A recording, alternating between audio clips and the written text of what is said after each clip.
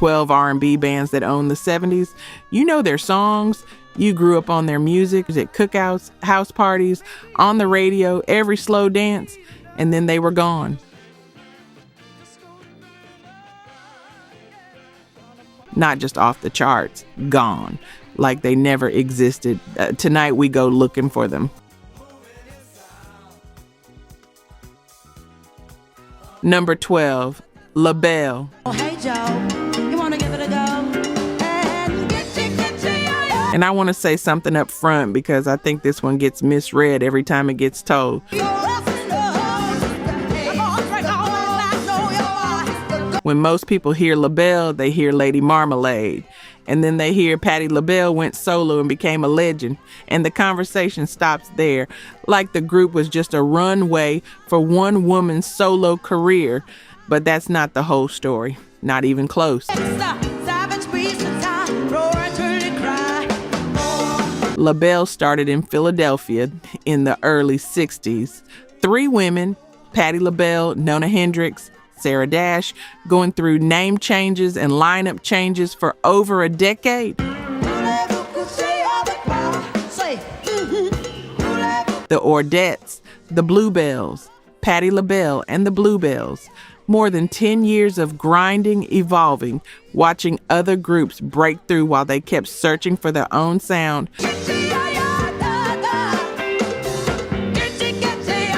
By the early 70s, they transformed completely. Space-age costumes, glam rock energy fused with deep gospel-rooted soul, a sound nobody else was making. They signed to Epic Records, go down to New Orleans, record with producer Alan Toussaint. And from those sessions comes Lady Marmalade, number 1 R&B, number 1 pop, March 1975. A song about a New Orleans street worker with a French chorus that most people didn't understand the words to. And they sang it anyway. Here's what I think about when I hear that record. Patti LaBelle said she knew it was a hit even before she understood the lyrics. She felt it before she knew it. That's the kind of instinct you can't manufacture. But here's the thing about Labelle. Nona Hendrix was one of the great unsung songwriters of that whole era. And she had always been pulling in a different creative direction, avant-garde, experimental, boundary breaking. That tension had been building for years. By the end of 1976, just a year and a half after their number 1, the group disbands. Patti goes solo, eventually becomes one of the defining voices of the 80s. Nona goes on a wild, brilliant, completely different path. Sarah Dash, who held those harmonies together all those years, passed away in September 2021. 3 different roads from one house that could have ruled everything. And you can't help but wonder what one more album together would have sounded like. Number 11, the Manhattans. Please don't stop me till I'm through. Jersey City, New Jersey, not Manhattan. They actually named themselves after the cocktail, not the island. Please, darling, don't you cry. The Manhattans started in 1965, deep doo-wop roots, R&B refinement, and a work ethic that most groups would never match. 45 entries on the Billboard R&B chart across 25 years. They are consistent. They are professional. They are quietly excellent in a way that rarely gets its full due. But here's what most people don't know about them. Hey, goodbye, pretty baby. The original lead singer, George Smith, dies of a brain tumor on December 16th, 1970. He's 30 years old, and the band, just like the main ingredient, has to decide right then, do we stop or do we rebuild?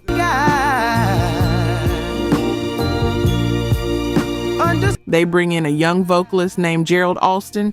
They rebuild. By 1976, they've been grinding for over a decade. Multiple R&B top 10 records. One Life to Live. There's No Me Without You. Real Work, Real Catalog. And then bassist and songwriter Winfred Blue Lovett writes a song that changes everything.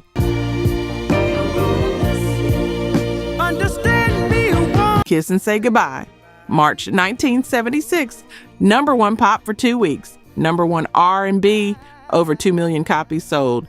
One of the very first singles in music history certified platinum. Please, don't you cry. That spoken word intro, that slow build, that orchestral swell. If this song came on at a family gathering and one of the elders got quiet and still, you know exactly why. And if you've ever felt that kind of beautiful sadness in a room full of people, you carry that moment with you.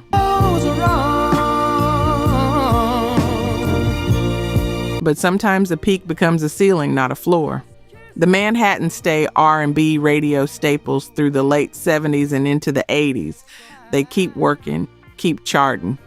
Shining Star reaches number 5 pop in 1980. One more crossover taste. Then Gerald Alston leaves in 1988 for a Motown solo deal.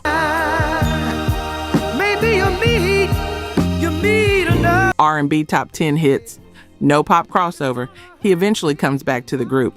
Today, Gerald Alston is the only surviving member of that classic lineup. Please don't stop me till I'm through. 45 R&B chart hits. One song the whole world knows, and most people under 40 can't tell you who made it. Many months have passed us by. Number 10, The Main Ingredient. Everybody plays a fool. And I want to start here because this one doesn't just happen to a band, it happens twice. Everybody plays a fool sometimes. The Main Ingredient started in Harlem in 1964. 3 guys, Donald McPherson, Luther Simmons, Tony Sylvester. They called themselves the Poets.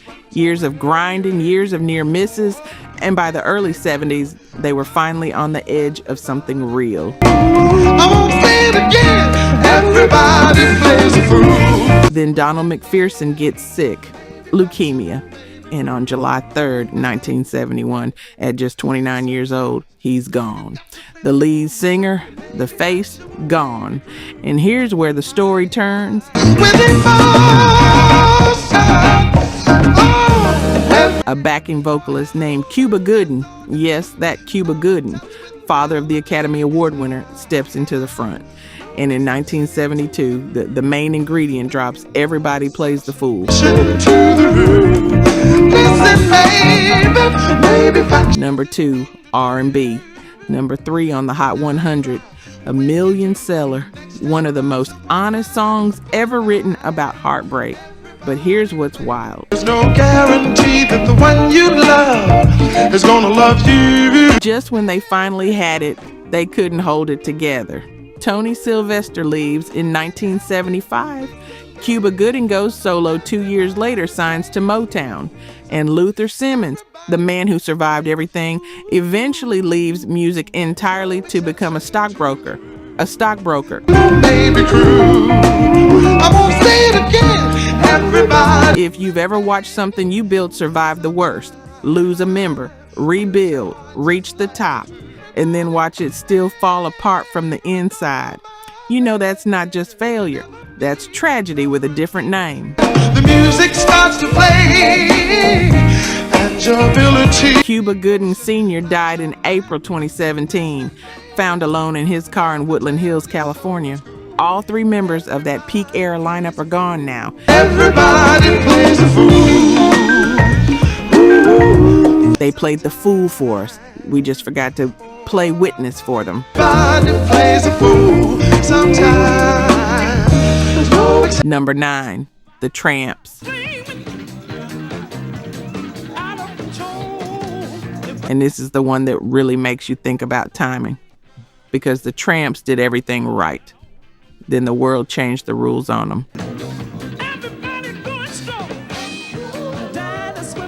They They came out of Philadelphia. Late 60s group called the Volcanoes, went through some identity changes, landed as the Trammps in the early 70s. They dressed in beat-up clothes. That was the name, that was the look. Trammps with class. And a real gospel-drenched soul that most disco acts couldn't touch. First chart single comes in 1972, a cover of a Judy Garland tune.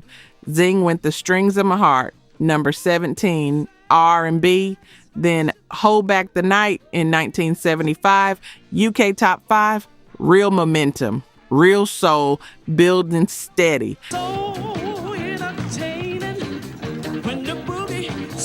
Then 1976, they write a song called Disco Inferno. And here's the part most people don't know. The song was inspired by the Towering Inferno, the 1974 film. The writers saw a scene where a disco on top of a skyscraper catches fire. They turned it into a record.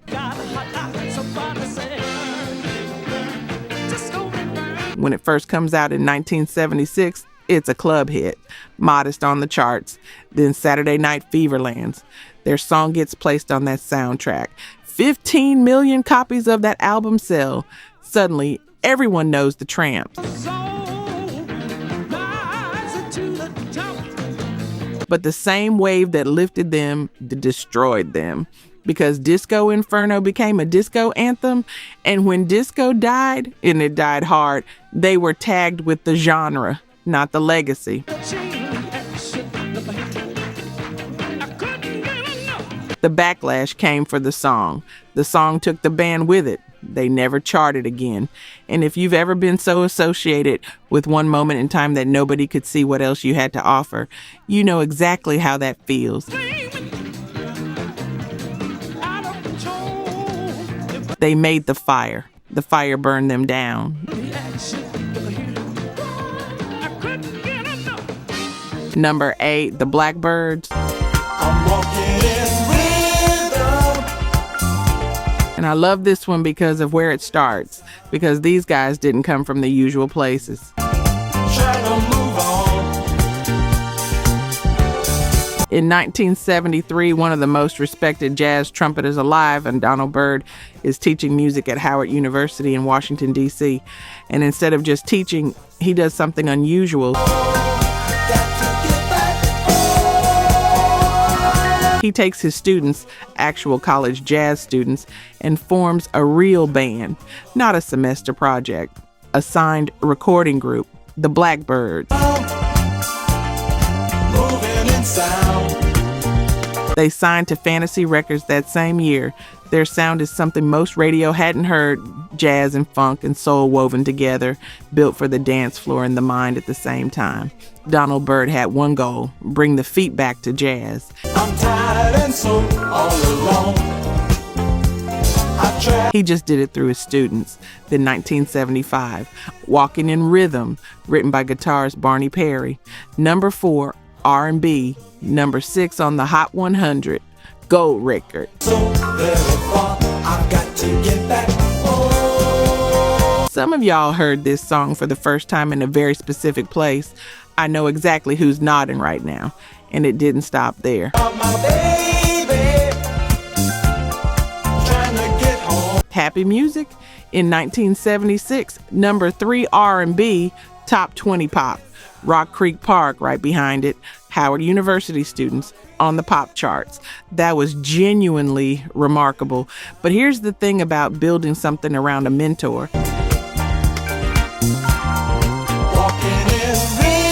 When that center shifts, everything around it shifts too. Byrd stepped back toward his own solo work. The group kept recording through the late 70s, but the crossover magic didn't come back the same way. Donald Byrd died February 4th, 2013, and with him went the man who believed in those students before they believed in themselves. But their music never disappeared. Gang Starr found them. Hip-hop knew what the 70s already figured out.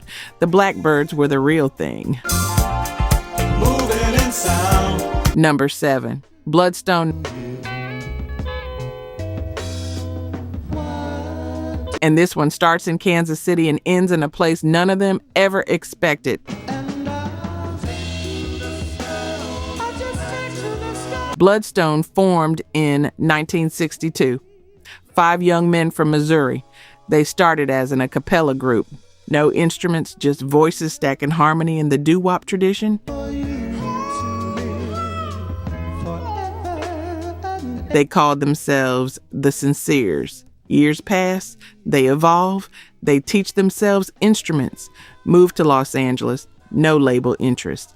So they do something that sounds almost like a film plot.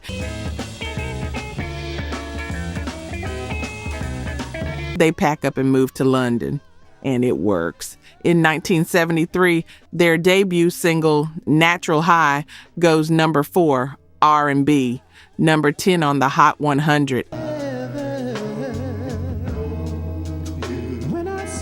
Smooth, warm, patient, that song played at every house party, every slow dance moment, every late night gathering where nobody wanted to be the first to leave. You've heard it, even if you don't know you've heard it. But here's the part nobody talks about.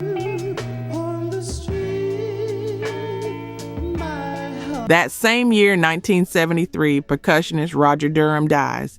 He's thrown from a horse. One of the original members, gone just as the record is climbing. They keep going. Never Let You Go. Later that year hits number 7 R&B. Outside Woman in 1974, number 2 R&B. They are on a genuine run. Then they make a movie.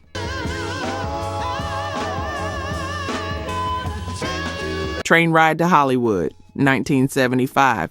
Part comedy, part music history lesson, and 100% box office disaster. Tanked. And the momentum they'd built, gone with it. They bounced through labels. A brief stint at Motown, nothing that sticks. A 1982 comeback on the Isley Brothers T-Neck label puts We Go a Long Way back in the R&B top 10. But the window had already closed. 5 guys from Kansas City who sang their way to London, then to the charts, then to a quiet corner of history most people never visit.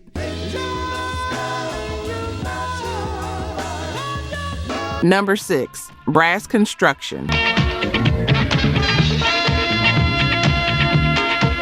Brooklyn, New York, a 9-piece band, and a man named Randy Mueller who was born in Guyana.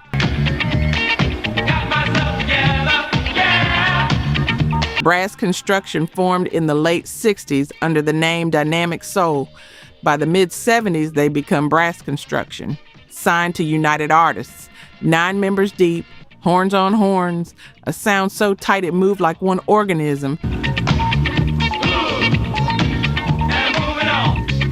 And in 1976, Movin' comes out, number 1 R&B, tops the disco chart for 4 weeks, crosses to number 14 on the Hot 100, and honestly, this might be one of the most underrated songs on this entire list.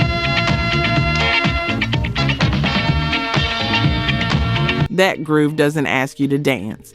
It just starts moving your feet before your brain gets a vote. Here's what's wild. The album helped make Brass Construction the first disco act to crack the UK top 10. The band was ready to tour England and ride that wave. But when Randy Mueller went to apply for the travel documents, he discovered his mother had never officially registered him as an American citizen after the family immigrated from Guyana. He couldn't get the visa in time. They missed the entire UK momentum window. Not a creative difference, not burnout, a citizenship paperwork problem. That's the cruelty of timing. The hits keep coming through the late 70s and into the 80s. But Muller's focus shifts toward production. He produces Sky's Call Me, which goes #1 R&B. He works with BT Express. His talent moves away from the group he built. By 1985, Brass Construction's final album fails to chart at all. No announcement, no farewell, just silence. Randy Muller gave us one of the definitive grooves of the 70s, and most people couldn't tell you his name today. Number 5, Funk Shun. 7 musicians from Vallejo, California. Started as a group called Project Soul. Spent time in Memphis backing the Soul Children, learning from real soul performers, watching how it was done before they went out and did it themselves. By the mid-70s, they are Funk Shun, and Fun comes out in 1977, #1 R&B, #23 pop. A groove so joyful, so physically inevitable that once it starts, your feet just go. You know that feeling. You don't decide to move, it decides for you. Then Chase Me in 1979, #4 R&B. Too Tight in 1980, #8 R&B. These are not one-hit wonders. Album after album, they stay in the pocket, consistent, professional, locked in. But here's what eventually breaks them. By 1986, the commercial peak has passed, and there's a fight, an actual altercation, between drummer Louis McCall and multi-instrumentalist Felton Pilot.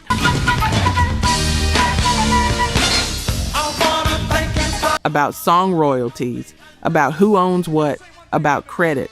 That argument ends, Funk Shun, Pilot leaves.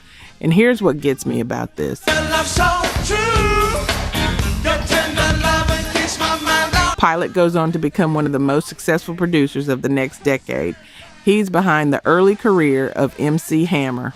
You Can't Touch This. That trajectory starts with the man who left Funk Shun. Michael Cooper eventually goes solo. By 1987, it's over. Some people say they sold out toward the end, chasing sounds that didn't suit them. Others say they just ran out of road. You probably already know which side you're on. But 7 guys from Vallejo built something that still moves people 40 years later. And they deserved a longer conversation than history gave them.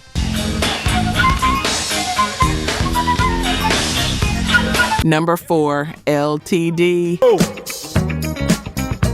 Excuse me, I'm only human. Love, togetherness, and devotion. And if that name doesn't ring an immediate bell, the music will. Around me, I feel so satisfied. L.T.D. formed in Greensboro, North Carolina in the early 70s, originally called Love Men Limited. A self-contained soul and funk group in the tradition of Earth, Wind and Fire, and the Commodores. Everybody plays, everybody contributes, everybody is committed to the whole.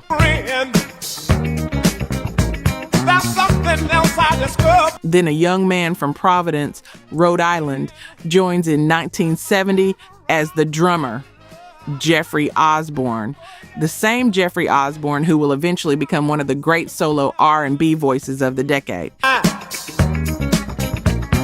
want to love you forever. He starts on the drums, but the lead vocalist position opens up. By 1976, Jeffrey Osborne is the voice of L.T.D. Love Ballad hits the R&B charts. Real momentum. I can't decide. Then 1977, Every Time I Turn Around, back in love again. 2 weeks at #1 R&B, #4 on the Hot 100, gold record. If you were at any gathering between 77 and 80, you know what happened when this came on. Every time I turn around, back in love. The floor moved. People who weren't planning to dance started dancing. But here's the thing about building everything around one voice. In 1980, Jeffrey Osborne feels ready to leave. He and his brother Billy both out the door to go solo. L.T.D. releases Love Magic without him. It's not a bad album. It's just that the audience had already made their decision. Without Jeffrey, there was no path back. The band that built him a platform kept going, kept trying, but impact doesn't work on effort alone.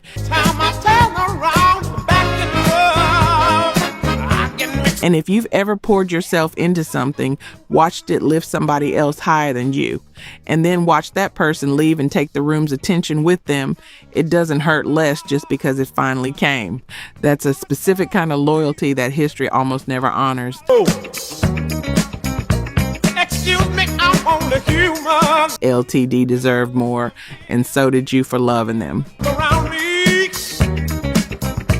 I feel so satisfied. Number 3, Switch. In here, for the first time. And you need to hear this one all the way through because there's a band here and there's a family and they are completely inseparable.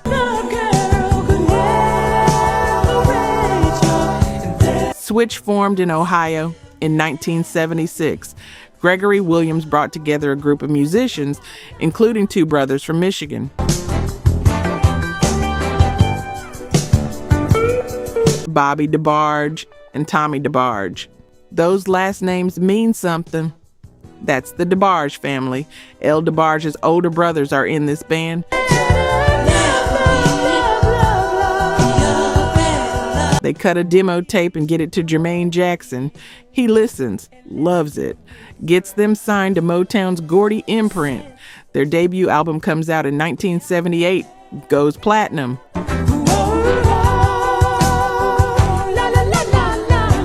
There'll never be Bobby DeBarge on lead.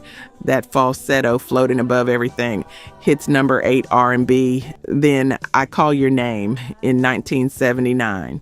Love Over and Over Again the same year. Both top 10 R&B, 3 singles, 3 top 10 records. A voice like that doesn't come around often. But Bobby DeBarge is fighting something the whole time. A heroin addiction he'd been trying to outrun since before Switch existed. He leaves the group in 1981 when Motown offers him a solo deal.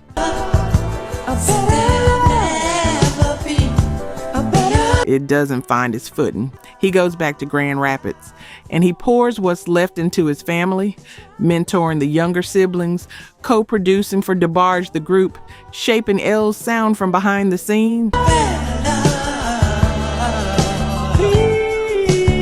Then in 1988, Bobby DeBarge is convicted of drug trafficking. 5 years. When he gets out, the music world has moved on. He records an album, calls it It's Not Over.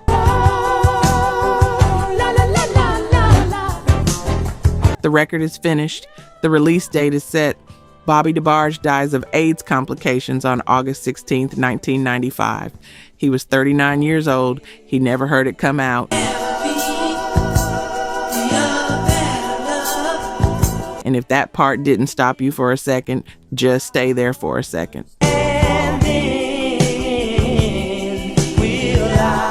Number 2, the Ohio Players. And these guys were supposed to last forever.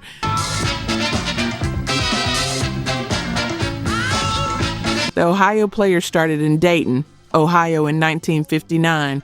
By the time they hit their commercial peak in the mid-70s, they'd become one of the tightest, most fearless funk bands in America. Erotic album covers, bone-rattling grooves. Musicianship that could veer into jazz fusion and still make you feel it in your chest.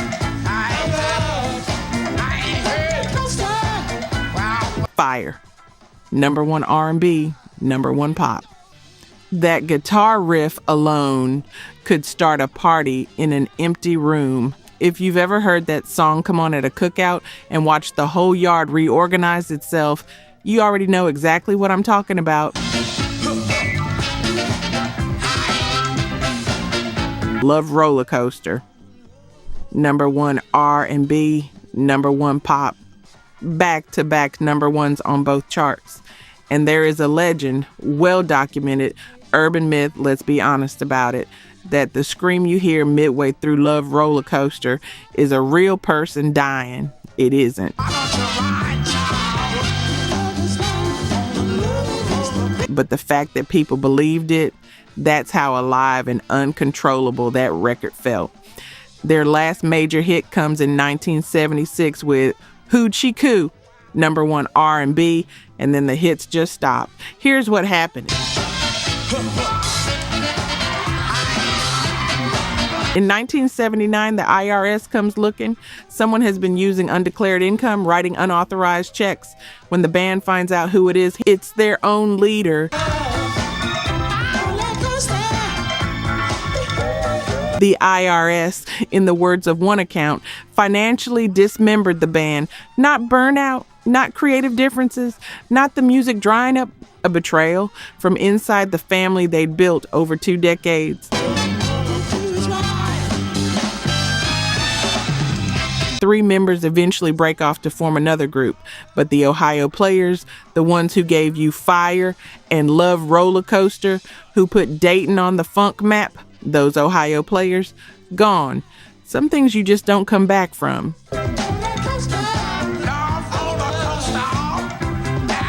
Number 1, Heatwave. Somehow came true. And I need you to understand something before we start. This is not one story. This is 5.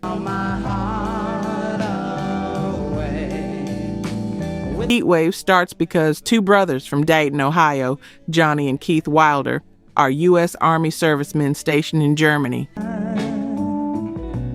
When I look at you. They discharge, stay in Europe, land in London. Through an ad placed in a local music paper, they link up with a keyboardist and songwriter from a small English coastal town. His name is Rod Temperton. With Rod writing, Heatwave becomes untouchable. Boogie Nights. In 1977, number 2 on the Billboard Hot 100, number 2 in the UK, Always and Forever right behind it, number 2 R&B, number 18 pop. And if that song was playing at a slow dance, you still think about at a wedding in somebody's living room at 2 a.m. You know you never fully got that moment back. The Groove Line in 1978, number 7 pop. They are in the stratosphere. But here's where 5 things start breaking at once. The original guitarist Jesse Whitten stabbed and killed before they even recorded their debut album. In 1978, bassist Mario Mantis is stabbed by his girlfriend. He wakes from a coma blind, mute, and paralyzed.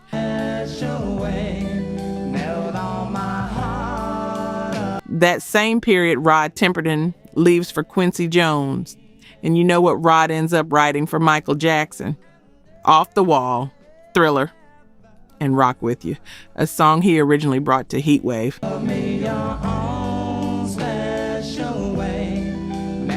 They passed on it. It went to Michael Jackson and hit number 1 for 4 weeks. Then February 24th, 1979. Johnny Wilder Jr. is in a car when a van broadsides him, paralyzed from the neck down, hospitalized for a year. The man whose voice gave you Always and Forever never performed live again. He continued producing. He continued recording, but the stage was gone.